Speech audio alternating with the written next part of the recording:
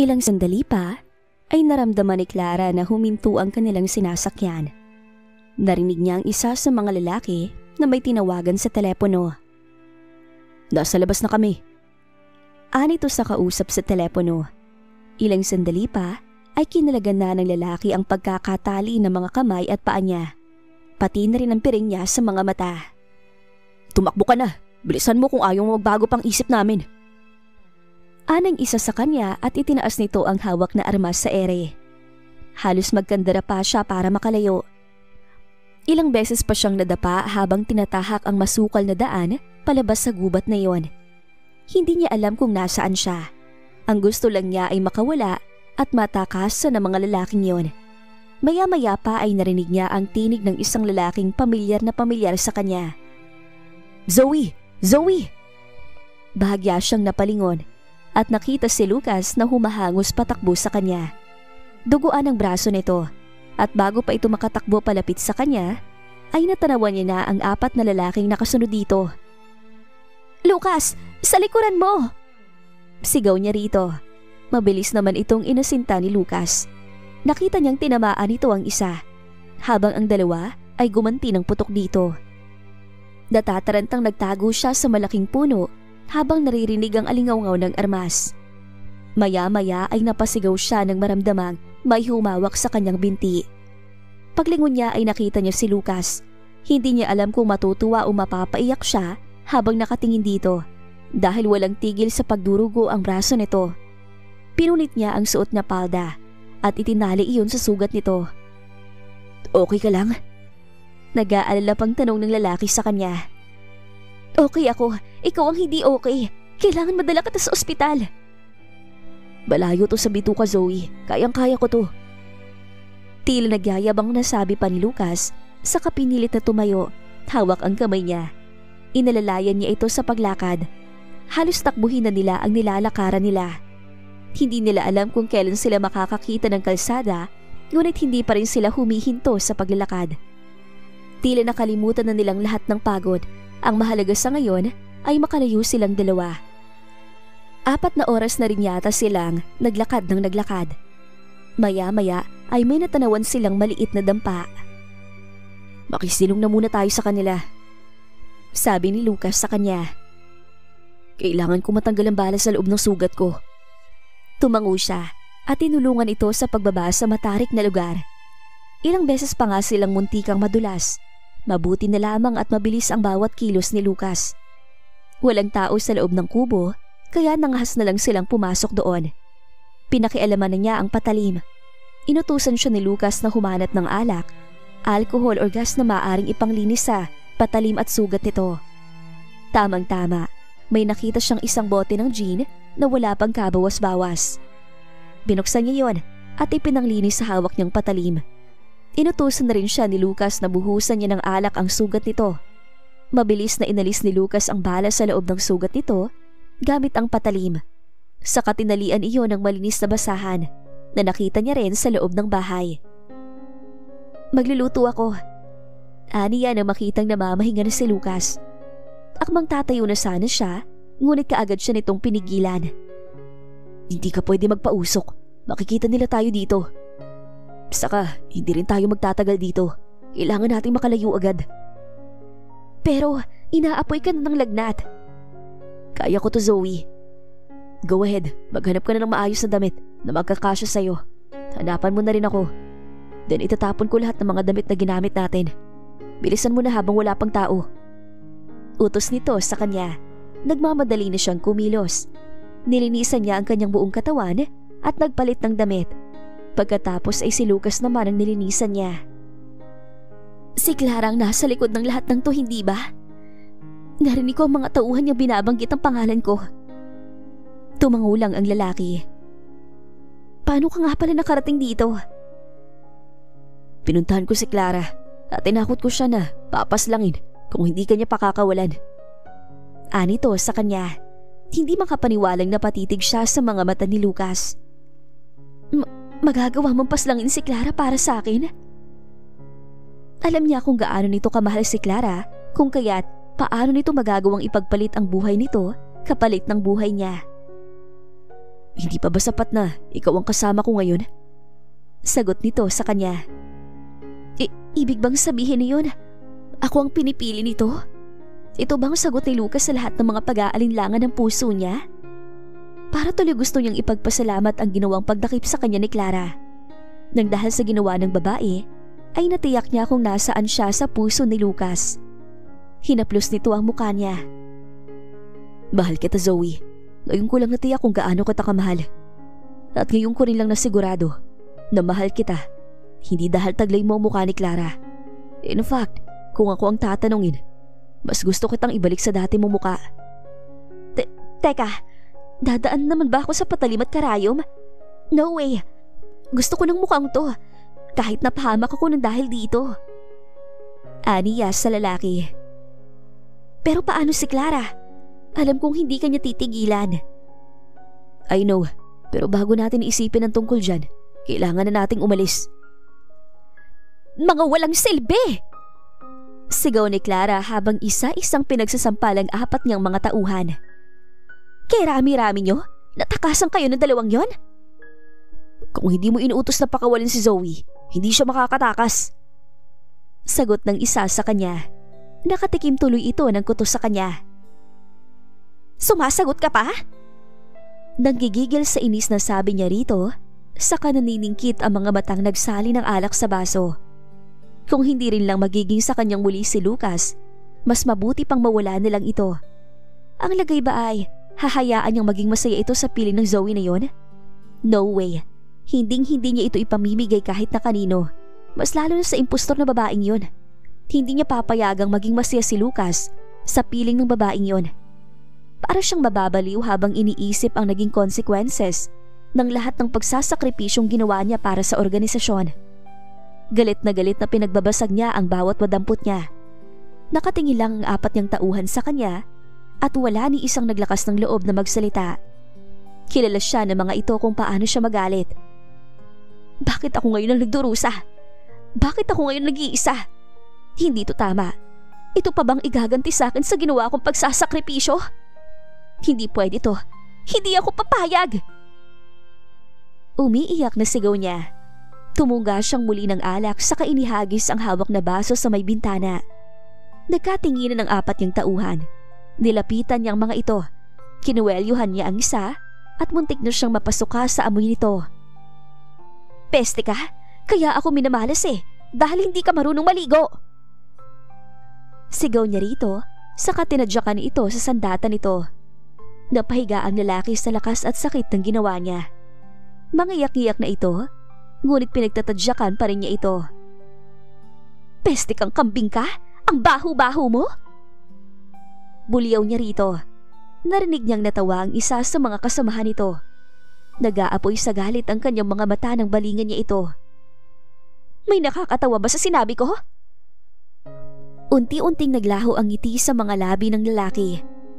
Nilapitan niya ito at sinampal ng malakas. Nang hindi makontento ay pinagsusuntok niya ito. Hindi naman nalalaban ng lalaki. Hinahayaan lang nitong gawin niyang punching bag ang mukha nito. Sanay na sa kanya ang kanyang mga tauhan. Ito ang isang side niya na never pa niyang ipinakita kay Lucas. Nang makarating sa bayan, ay kaagad silang nag-check-in ni Lucas sa isang motel. Magpapahinga lang sila at bukas na madaling araw ay aalis sila. Umorder ito ng pagkain nilang dalawa. Matapos kumain, ay niyaya siya nitong muling lumabas para bumili ng mga kakailanganin nila. Bumili rin ito ng antibiotics sa kalapit na butika, saka nagtungo sila sa Tiangge para bumili ng maayos na damit at sapatos para sa kanilang dalawa. Maglinis ka na ng katawan mo para bukas na madaling araw, ready ka na pag-alis natin. Sabi nito sa kanya nang makabalik sila sa motel.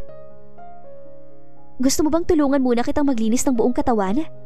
Para hindi ka mahirapan. Paliwanag niya nang maisip na baka iba ang dating niyon sa lalaki. Tumango ito at sabay silang nagtungo sa banyo. Kinakabahan siya habang tinutulungan itong magtanggal ng saplot. Gusto niyang pagalitan ng sarili dahil muntika na silang mapahamak. Heto at kung ano-ano pa ang naglalaro sa utak niya. Ngunit gaya ko, ay wari yung iniisip ko ang tumatakbo rin sa utak ni Lucas ng mga sandaling yon. kaya bahagyang tumindig ang mga balahibo niya nang maramdaman ang kamay nitong dumadaos-dos sa muka at balikat niya habang titig na titig sa kanya. God knows how much I missed you, Zoe. Halos paanas lamang nasabi nito sa kanya. Para siyang kinukuryente habang sumasayad ang mga kamay nito sa kanyang katawan. Napalunok pa siya nang maramdamang tumuloy ang isang kamay nito sa suot niyang pang-ibaba. Ngunit kaagad niya iyong tinanggal nang maalalang hindi pa siya nakakapaglinis ng katawan. Hindi pa ako nakakapaglinis ng... Ngunit bago pa niya matapos ang sasabihin, ay hinagka na nito ang kanyang mga labi. Magtututbrush muna ako. Nahihiyang sabi niya rito. Bigla niyang inilayo ang kanyang muka. I don't mind. Nakangising sabi nito. I love every part of you, Zoe. Kahit ano pang amoy mo. Nanunukso ang mga matang sabi nito sa kanya, ngunit binuksan na niya ang shower at sinimulan itong paliguan. Hanggang sa makalipas ang mahabang sandali, ay sabay halos silang napasigaw nang marating nila pareho ang sukdulan. I love you, Zoe. Sambit pa nito sa kanya. Pagkatapos ng namagitan sa kanila, ay nagmamadali na silang naglinis ng katawan.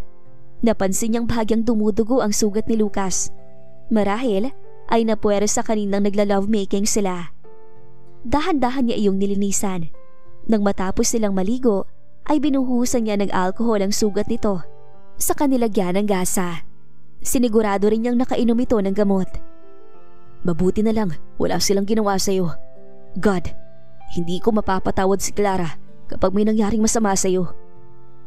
Ani Lucas habang hinawakan ang mukha niya at sunod-sunod na hinagkan. Talaga bang nakalimutan mo na si Clara ng tuluyan? Hindi pa rin makapaniwalang tanong niya rito. Ano pa ba sa palagay mo? Sagot nito sa kanya. Akala ko talaga magbabago ng pagtingin mo sa akin nung bigla tong bumalik. Takot na takot ako. Alam ko kung gaano mo siya kamahal, kaya inaasahan ko nang si Clara talagang pipiliin mo. Besides, naramdaman kong bigla ka nagbago sa akin nung bumalik si Clara. Ani ako rito. At first, aaminin ko naguguluhan ako sa totoong nararamdaman ko. Akala ko rin mahal ko pa si Clara. Kaya pumayag akong... Napahinga ito ng malalim. Sinubukan ko. Pinakiramdaman ko mabuti ang sarili ko. Iniwasan kita. Gusto ko kasing matiyak sa totoong feelings ko. Pero habang si Clara ang kasama ko, ikaw ang hinahanap ko. Hindi ko nga magawang hagkan siya. Dahil pakiramdam ko, nagtataksil ako sa iyo kapag ginawa ko yun. Nang matiyak kong handa ko tong paslangin, masigurado lang ang kaligtasan mo. Doon ko na siguradong ikaw talagang mahal ko. Pero alam mong hindi pa tapos ang problema natin kay Clara. Hindi madali itong problema natin. At isa pa, may kailangan kang malaman tungkol sa pagkatao ko, Zoe. Sabi nitong napahinga ng malalim. Hindi ko alam kung pagkatapos ng ipagtatapat ko, ganyan pa rin ang pagtingin mo sa akin. Umaasa kung hindi ka magbabago, pero hindi kita pipilitin kung makikipaghiwalay ka pagkatapos ng sasabihin ko. Parang hindi kaagad nag-sink in kay Zoe ang lahat ng natuklasan tungkol sa pagkatao ni Lucas. Ngunit iisa lang ang sigurado niya. Hindi nagbago o nabawasan man lang ang nararamdaman niyang pagmamahal para dito. Ibig sabihin, delikado ang Clara na yun dahil marami itong galamay? Napalunok siya sa kanaguguluhang kumunot ang noo. Pero kung ikaw ang pinuno nila, hindi ba ikaw ang dapat nilang pakikinggan? Ikaw kamang pinuno ng mafia, hindi ba? Tanong niya, as if hindi man lang siya natatakot sa lahat ng ipinagtapat nito. Ganito kasi siyang magmahal. Tatanggapin niya ang lahat sa taong mahal niya. As long as ipaiintindi sa kanya nito ang sitwasyon at may respeto pa rin ito para sa kanya. Yeah, pero sumusunod lang naman kami sa ipinag-uutos si Daddy. Sagot nito sa kanya. At yung tunay kong ama, tauhan ka mo na mag-asawang mafia na umampun sa akin? Parang natutulalang sabi niya. Ni sa hinagap ay hindi niya na-imagine na ganoon ang gawain ng kinalakhan niyang magulang. Tumangulang si Lucas. Ibig sabihin, member ng organisasyon ng biological father ko? Tumangu itong muli. Kaya pala parang takot na takot makipag-ugnayan sa akin ng unang biological mother ko. Bigla siyang natigilan. Baka nasa panganib ngayon ng nanay ko. Nag-aalalang sabi niya rito. Don't worry, dinala ko na sa isang safe na lugar si Nanay Isabel. Pagbibigay assurance nito sa kanya. Hanggang ngayon ay hindi pa rin siya makapaniwalang leader ng isang sindikato si Lucas. Pero ewan ba niya kung bakit ni hindi niya magawang magalit dito. Hinawakan niya ang mga kamay nito. Basta ipangako mong lahat ng gagawin mo, hindi mo ililihim sa akin. Saka, natigilan siya at napatingin sa mga kamay ng lalaki. Marami na bang napaslang ang mga kamay na to? Tanong niya rito. Mas maraming napagaling ang mga kamay ko, Zoe. Saka sabi ko naman sa'yo, yung tinatalo ko lang ay yung mga taong halangang kaluluwa. Kaya nga napasama sa listahan ng ex-husband mo. Pagtatapat nito sa kanya. Pinagbalakan mong paslangin si Desmond? Oo, Zoe. Isa siya sa mga target ng grupo dahil sa pakikipag-ugnayan ni Desmond sa ilang corrupt politicians. Noong araw na iligtas kita, sinusundan ko ang lalaking yun. Nakita ko kung paano kanya itapon sa dagat na parang wala lang. Mas lalo tuloy tumindi ang galit ko kay Desmond. Sabi nitong biglang nagtangis ang mga bagang saka tumingin sa kanya. Isa pa nga palang lalaking yun, hindi pa ako tapos sa kanya. Napag-alaman kong nag-hire to ng private investigator para alamin kung sino ako at anong totoong ugnayan natin. Mabuti na lang, tauhan ko yung nakuha ni Desmond. Kaya nalaman kong lahat ng mga plano nito. Bukod kay Desmond, si Clara ang isa pang dapat nating pag-ingatan. Pakiramdam ko, hindi niya ako titigilan hanggang hindi ako naglalaho sa buhay mo. Kaya hindi ka nahihiwalay sa akin. Lalo ngayong hindi na lang iisang kalaban natin. Hindi na ako papayag na mawala ka sa paningin ko. Ani Lucas sa kanya. Pakiramdam niya ay napakabilis ng mga pangyayari sa kanyang buhay. Sa isang iglap lang ay ang dami na niyang nadiskubre sa pagkatao ni Lucas maging sa pagkatao ko. Ngunit naniniwala siyang sa likod ng lahat ng to ay isang mabuting tao si Lucas.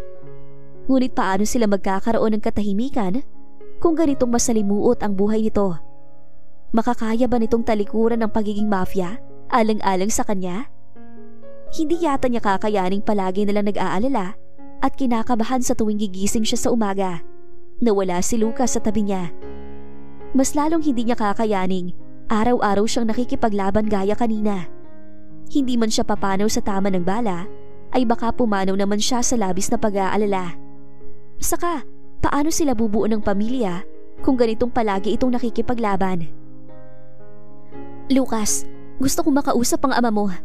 Hihilingin ko sa kanya na tatalikod ka na sa sindikato. Sabi niya rito. Kaya mo naman sigurong talikuran ng pagiging mafia, alang-alang sa pagmamahalan natin, hindi ba? Mahal na mahal kita, at ayoko naman palagi nalang kumakabog ang puso ko na baka may bigla nalang manutok ng armas sa atin. Or bigla nalang tayong dakpin ng mga kalaban mong grupo. Or bigla ka nalang pumanaw sa pakikipaglaban. Hindi ko nga pinangarap magkaasawa ng sundalo o pulis. Mafia pa kaya? Nakita niya ang pagkataranta sa mukha ng lalaki. Waring hindi alam kung anong isasagot sa kanya. Tiningnan niya ito ng matiim. Tinatanggap ko kung ano man yung nakaraan mo. Mahal kita kahit mafia ka pa. Pero handa mo naman sigurong talikuran ng lahat alang-alang sa akin, hindi ba? Muli niyang tanong dito. Dumiin ang pagkakahawak niya sa mga kamay nito. Alam mo namang hindi ako kagaya ni Clara na matapang. Saka, hindi ganitong buhay ang pinapangarap ko. Zoe, paano ko sabihin ko sa iyong hindi ko matatalikuran ng organisasyon? Lalayuan mo ba ako? Siya naman ang hindi makasagot sa tanong ng lalaki. Kung hindi nito magagawang talikuran ng sindikato, ibig bang sabihin ay habang buhay silang ganito? Takbo ng takbo, tago ng tago, at palaging walang katahimikan? Hindi mo kayang talikuran ng sindikatong yun dahil sa pera? Hindi mo kayang talikuran ng lahat ng yun alang-alang sa ikatatahimik na mga buhay natin? Hindi mo ba kayang magsakripisyo para sa akin, ha, Lucas? Naghihinanakit na tanong niya rito. Paano kung hihilingin ko sa iyong mamili ka? Ako ang organisasyon. Nakita niya ang tila panghihina ni Lucas. At this point, Kaakayanin kong talikuran ng lahat para sa iyo, Zoe. Pero hindi magiging ganong kadaling talikuran ng organisasyon. Paliwanag niya kay Zoe. Kilala niya ang ama at alam niyang ito ang unang makakalaban nila sa oras na tumalikod siya sa lahat ng responsibilidad na iniatas nito sa kanya.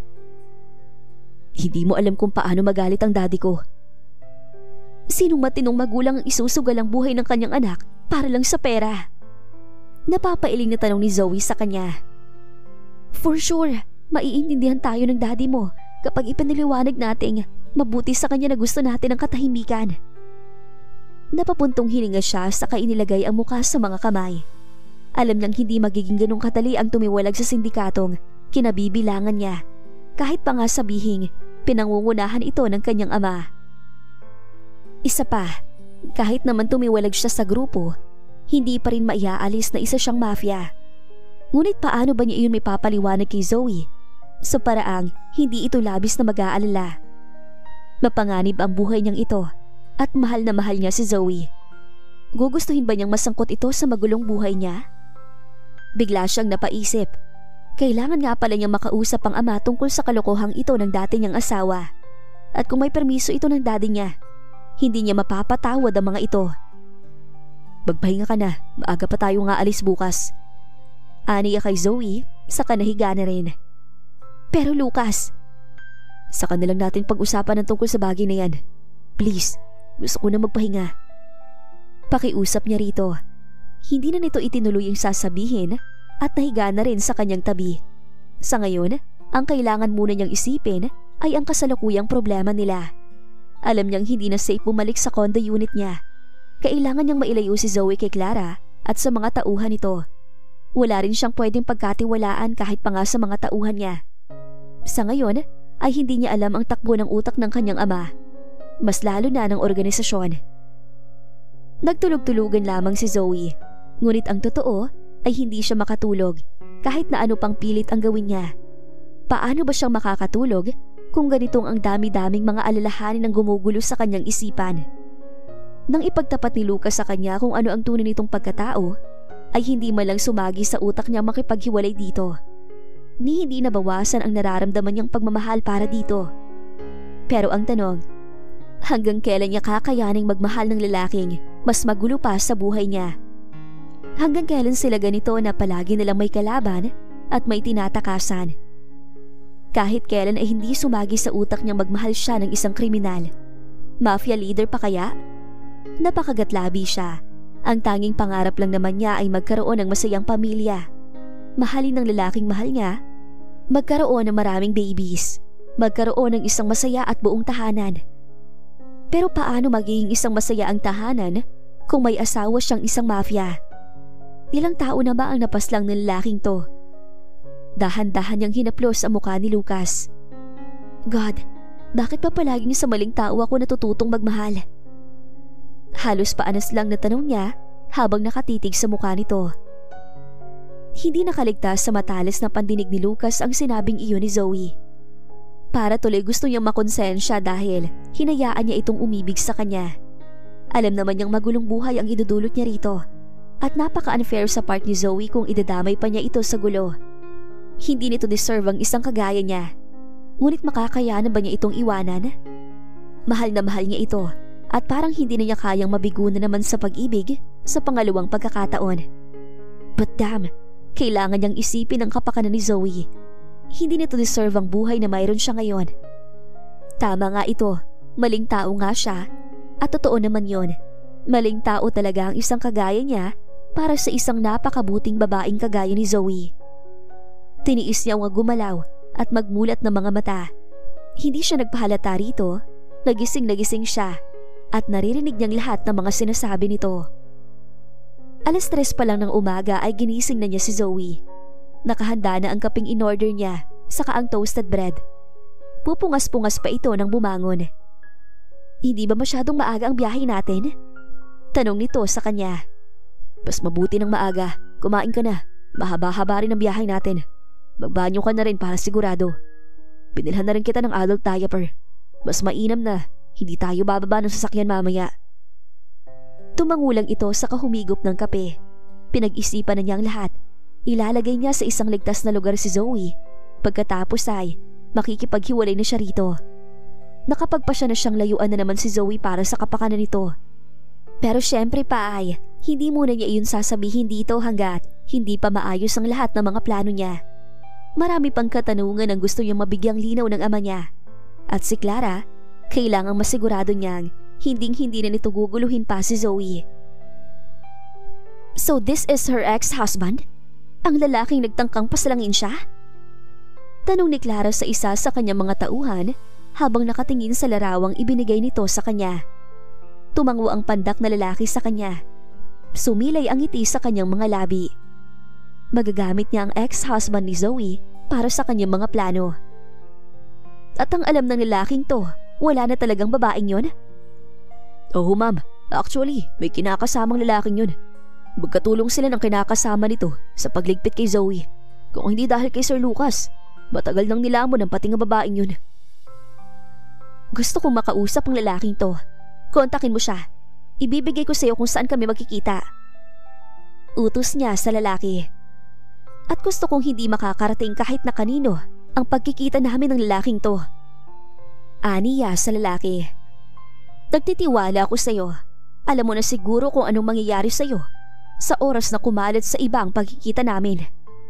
Makakaasa kayo ma'am. Paniniyak nito sa kanya. Makakaalis ka na. Nang tumalikod ang tauhan, ay muli siyang nagsali ng alak sa baso. Saka napatingin ng matiim doon.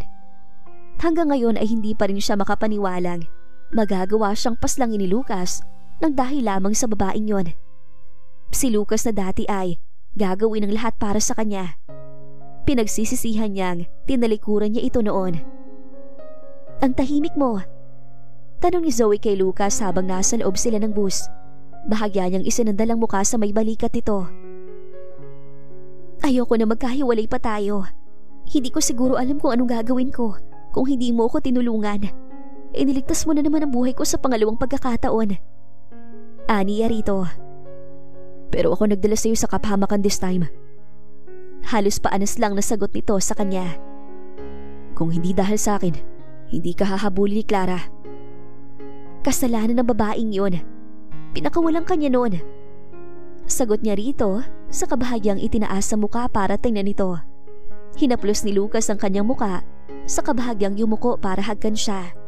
Alam niyang hindi naman madali ang hinihiling niya rito. Dahil paano tatalikuran ni Lucas ang buhay na nakasanayan nito, lalo pa at buong miyembro ng pamilya nito ay bahagi ng mapanganib na organisasyon. Pero umaasa siyang gagawin iyon ni Lucas para sa kanya. Habang hinahalungkat ni Sophia ang mga gamit ni Desmond, ay napansin niya ang isang envelope na nasa ilalim ng mga damit nito. Inilabas niya yon at kaagad na pakunot noon ng malamang na isali na ni Desmond sa pangalan nito ang kumpanyang minana ni Zoe sa mga magulang nito. Ni hindi iyon ipinalam sa kanya ng lalaki. Ngunit mas nasindag siya ng malamang hindi nito isinama ang pangalan niya sa bagong korporasyon na itinatag ni Desmond. Nanggigigil na dinampot niya ang envelope para kumprontahin ng lalaki tungkol dito. Simula nang makilala nito ang Clara na yon, ay nagbago na ang lahat ng mga plano ni Desmond. Parang hindi na siya nito gustong isali sa lahat ng mga plano. Inabutan niya si Desmond na nakalalabas lang sa loob ng banyo. Galit na ibinato niya rito ang hawak na envelope. Bakit walang pangalan ko sa bagong korporasyon? Hindi bang sabi mo, magiging parte ako ng bagong negosyong itinayo mo? At saka, saan mo dinadala ang pera ng kumpanya? Pinaglololoko mo ba ako, ha? Yamot na sigaw niya rito. Pabilis siyang naitulak ni Desmond. Damn! Umagang umaga, nagwawala ka na namang babae ka? Kung alam ko lang na ganyan ka. Ano? Kung alam mo lang na ganito ako, anong gagawin mo? Nag-aapoy ang mga matang tanong niya rito. Papaslangin mo rin ba ako kagaya ng ginawa mo sa asawa mo? Nagulat siya nang sampalin siya nito ng ubod lakas. Talagang nagbago na ito sa kanya. Wala na ang pagmamahal ni Desmond sa kanya. Nagiging marahas na rin ito sa kanya ngayon, samantalang dati ayaw siya nitong padapuan sa langaw. Hindi makapaniwalang pinagpapalo niya ang balikat nito. Tinalikuran kong lahat para sa iyo, Desmond. Papasikat na ako, pero lahat ng yon, binaliwala ko. Dahil nangako ka sa akin na kahit na anong mangyari, hindi mo ko pababayaan. Marahas nitong hinawakan ang mukha niya para iharap sa mukha nito. Hey, gusto ko lang ipaalala sa iyo na napulot lang kita. Dugyot na dugyot ka. Anong karir ang pinagsasasabi mo dyan? Sa palagay mo ba, may pag-asang sumikit ang cheap-looking na kagaya mo? Nito sa kabinitawan siya at nagmamadaling kumuha ng damit sa cabinet. Galit na galit siya, kaya ipinagtatapon niya ang mga gamit nito sa loob ng cabinet. Walang hiya ka, Desmond. Ilalantad ko ang lahat ng alam ko. Tingnan lang natin kung hindi tayo parehong damputin sa kangkungan. Nagbabantang sabi niya rito habang nagwawala. Hinila nito ang isang kamay niya. Subukan mong gawin yan para makita mong hinahanap mo. Nanakot na sabi nito sa kanya, saka napangisi. Hindi lang ikaw ang tatapusin ko, kundi ang buong pamilya mo. Hindi naman siguro lingid sa iyo kung anong ginawa ko sa mga magulang ni Zoe, hindi ba? Natigilan siyang bigla. Alam niya kung anong ginawa ni Desmond sa mga magulang ni Zoe. At alam niyang hindi ito nanakot lang. Maaaring gawin na rin ito iyon sa mga magulang niya, lalo pa at maraming mga masasamang galamay si Desmond. Nang bitiwan siya nito, ay kinikilabutang napaupo siya sa gilid ng kama. Hindi niya akalaing magiging ganito sila ni Desmond. Parang gusto na niyang pagsisihang, kaagad siyang nagpabola rito. Ito ba ang karma niya sa pakikipagsabwatan niya rito sa ginawang pagpaslang kay Zoe? Napaiyak siya. Hindi niya alam kung ano ang kanyang gagawin. Hindi magtatagal at siya na ang isusunod nito. Baka idamay pa nito ang kanyang buong pamilya.